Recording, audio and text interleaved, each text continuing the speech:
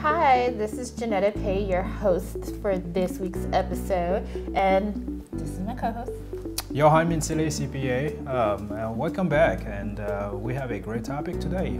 I'm sure you're gonna enjoy it. Yes, and so by now, this is our third episode in, and so as you guys know, we put the legal and financial spin on hot topics, current events, and pop culture. So last year, a big pop culture topic was Kylie Jenner selling her Kylie Cosmetics to Coty, a billion-dollar global, cosmetic company. So, as business owners and entrepreneurs, we're all thinking about how we're going to exit out of our business because nobody wants to just work forever. Like, you want to be able to enjoy the money that you're making. So how can you do that? And what are some things you should think about as you're building and scaling your business to set yourself up for a nice payday or an exit strategy? That's exactly what it is. It's an exit strategy. It's, I want to say, a partial exit strategy. So a little background about what we are talking about. So Kylie Jenner, one of the famous Kardashian ladies, a couple years ago, I think building on her social media presence, she started reviewing cosmetic product and giving an opinion about those products. Then eventually, like any natural entrepreneur, and I think her family is a family of entrepreneurs, if you ask me, she decided to create her own brand, and it was a humongous success. She started making over six-figure very quickly. The announcement of new lines of product were essentially a national event. Because she started off with a single product, and that's a key point to learn. There's a lot of like key business tips. As much as you may like or not like the Kardashians, they are some savvy business individuals, and yes, there are things you can learn from them from a business standpoint. So she started with one product, and she made sure that she really perfected that one product and built a strong base around that one product before she started adding new products and lines to her business. Like, because now she has like Kylie Skin and some other products, but she started off with her lip kit first. And I think that's just important as an entrepreneur. We think to like start out here in the marketplace, we got to just do all this stuff. And you don't need multiple products. You don't need multiple service. Just master one service. One service, one product. And that's essentially what she did. Master one service, one product, and leverage on her fame and on her network to grow that product in multiple lines, like you said. And from a business process perspective, which is an item that you and I really like to talk about, she made sure that the entire research and development of her product was 100% paid by herself. Yeah, she financed it. She financed it. And as a result, she owned all the right related to that specific product. So that was extremely savvy. She doesn't have to pay anybody back because she financed it herself. And I mean, there are different ways to finance your business, and I'm not knocking how anybody finances their business, but one of the benefits to financing it yourself, like straight cash out of your own pockets, is that when you're at a point where you've scaled and you're ready to sell, you don't have to worry about taking a portion of those proceeds back to paying back a lender who gave you capital to start your business, because all you got to do is pay back yourself. Yeah, have to pay back yourself. The another option is to bringing angel investor or venture capitalist, right? Okay, so what are some of the benefits if you're looking to have an angel investor or venture capitalist finance your business growth? So depending on the economy, depending on the circumstances, money can be expensive or cheap. What we mean by the price of money is the interest rate that you have to repay to either a financial lender or even a venture capitalist. Essentially, you want to give it an approach where it makes sense for your business. There's no wrong or right way, right? It depends on how much ownership you are willing to give away, because if somebody you gotta give to get. Yeah, exactly. How much interest you anticipate that you're gonna be having to pay to those financial lenders, and also from an operational day-to-day perspective, are they going to be having a say on your business operation, or do you want to remain 100% independent on making all the key decisions? So these are some of the items that you want to look at when you want to think about bringing other investors in your business. Or even selling your business, because those are questions too you have to ask yourself if you're going to sell your business to some entity or company that has more financial resources than you to take your business to the next level. Because money is not free. Money is not free. There's a price to it, right? So that's what I was saying earlier. Depending on the quote-unquote price of the money, you can borrow that money, use it. If you borrow at 2%, you use it, you create revenue, and you generate profit at a rate of 20%. Guess what? You just leverage that 2% into 20%, and you have a 18% profit.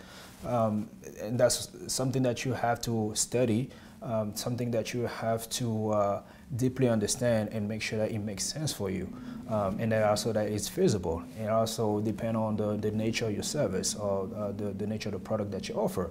A lot of time, the technology industry or the manufacturing industry, it might make sense. From a service perspective, it might take a lot longer to convince your network or to convince other potential investors that you can, one, repay them back, and two, give them something on top of what you repay them in order for them to lend you the money that you're looking for. So again, my hats off to the Kardashian family. Creating a one line of product, turning it into almost $1 billion product, and then sell it out. I think she probably sold 51%. And that's something too, like as a business owner, a lot of us, we're like, hey, we put in all the sweat equity, we invested in this business, we put in all this time, and who wants to give up 51%? But again, money isn't free. Time to cash out. So you have to give something to get something. And in her case, she was willing to give up control of her company, 51%, and she retained 49% in order to get the financial resources she needed to take her company global. So that's just, you know, something to think about too when you're either exiting or, like Johan said, looking to work with a venture capitalist, is that you're going to have to give up a percentage of your company, because usually the person who's bringing the money is going to want to have more of the say-so and more of the control in your company. Yes. But you can negotiate a role for yourself or a position for yourself in the company. And I believe in her case, she actually did. She's still involved in some of the operation of the company, as far as the selection of the product, or even the day-to-day operation, or just giving the whole vision of that specific line of product. So those are some of the items that you want to think about as an entrepreneur, and make it part of your exit strategy. She's not 100% out. She's still very involved, and as a 49% stake owner, over time, she's still going to see benefit from that business.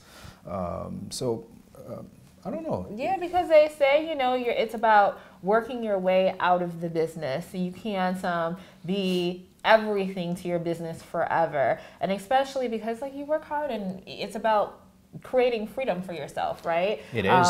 And enjoying the fruits of your labor. And in order to do that, you do have to work your way out of your business. And how far you work your way out of your business can definitely be negotiated in an exit strategy situation or a VC angel investor situation. Because like I said, if you still want to have input in the business, you can definitely, when you're negotiating the contract terms, you can negotiate whatever role or position, as long as the person who's coming with the money agrees, so that you can still be involved in the company in some way. So that's just from a legal standpoint, something to think about as you grow your business, build your business, and are looking for additional capital, whether that be exiting out and selling the business, or VC angel investor? Absolutely. And from a finance perspective, what tip do you have? Well, from a finance perspective, if you're cashing out, there's going to be tax implication. It depends on how you have previously organized your company. What's the status of your company? Let it be a LLC or let it be an S corporation. There's going to be specific tax implication, and you definitely need to be having a lengthy conversation with your CPA and do some very strong tax planning to make sure that the amount of cash that you're going to be received is actually going to be coming back to your pocket rather than going to the government, right? There are ways to structure those type of transactions to make sure that your tax liability is minimized. We're not looking for zero tax liability, right? We're not looking for the Amazon approach? No, absolutely not. You want to minimize it because it has to make sense to you as an individual, as an entrepreneur. It also has to make sense to the government. And question for you. So what do you think the momager, is that an expression? Momager? Yeah, momager. Kris Kardashian is a momager, yes. Yeah, she's a momager. How much do you think she made out of this deal? I'm sure. Usually managers get between 10 to 25% depending on what you're bringing to the table. And I'm not sure what Kris is charging her kids, but I'm sure she got a nice little change. I bet you it's the regular 10%, but even 10% of, what is that? Because I'm a lawyer. Value $1 billion, and you say half of it. It's a hefty fee. Even for herself, she also needs to have a lengthy conversation with her financial and tax advisor to make sure that the amount of money that she's going to be receiving can be properly accounted for from a tax perspective.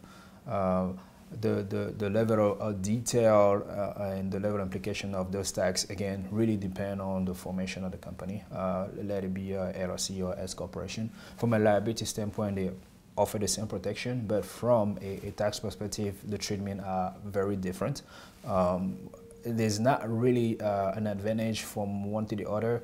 The only one I can really think about is from an S corporation, especially at that level of income, they probably account for the salary that they pay themselves. And also they are able, depending on the nature of the service that they offer, they may be able to go to a lower tax bracket as far as the corporation is concerned.